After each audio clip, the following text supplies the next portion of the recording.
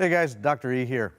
Have you ever been in a storm while you're driving that was so fierce you actually felt disoriented? I mean, such storms occur in life as well. Now, I know here in Canada you have like snowstorms that can do that. I remember one time I was driving on my way from Las Vegas to Los Angeles across the Mojave Desert, and just this wicked thunderstorm hit. I mean, it was wind and kind of a slight tornado and rain, and I was on the road and I could hardly see where I was going. You ever been in those? And I've been in snowstorms like this too, where the wind is actually making everything go horizontal across you, so you almost feel like your car's drifting across the road. And I realize that sometimes in life it's this way. I mean, we hit these storms, sometimes they feel like they just come out of nowhere, and you have no idea how to move forward. But on this highway where I was going across the desert in the middle of this rainstorm, I also knew if I stopped, that would be really dangerous because cars behind me would end up rear-ending me. So I had to keep moving forward. And in the midst of this, I had some driving tricks that I think actually work pretty well in life when you're going through a storm. Just a couple points to keep in mind. If you feel disoriented in your life right now because of the storms around you, think about these things. First off, when I was driving, I realized, don't trust your feelings, Eric. Trust the signs.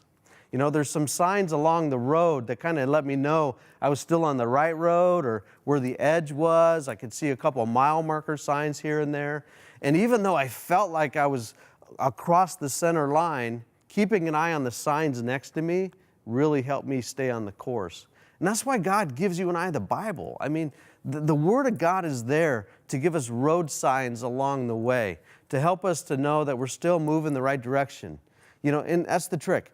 Don't trust your feelings. I mean, if you're like me, and I know I am, your feelings betray you all the time. But the Word of God stays true. Here's another thing I realized. I'm driving, and on this road, because I could hardly see, and this is my fault because I'm too cheap to buy new windshield wipers a lot, so I could hardly see. My windshield's all foggy and smeared up, but there was a semi in front of me. And so I just started following this semi. I could see his headlights, and I realized that, you know, sometimes in life this is what we need to do. Most truck drivers have been down this road before. Most of them know what they're doing, and they probably have the right equipment.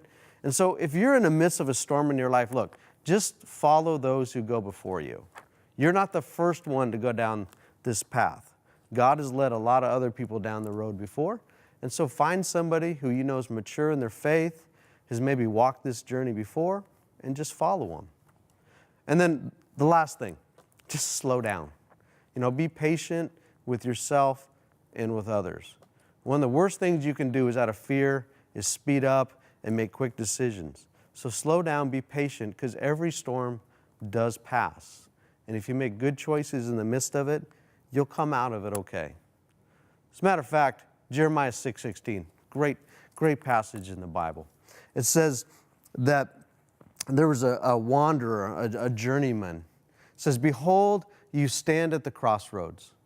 Now stand and look and ask for the ancient path, ask for the good way, and walk in it, and you will find peace for your soul.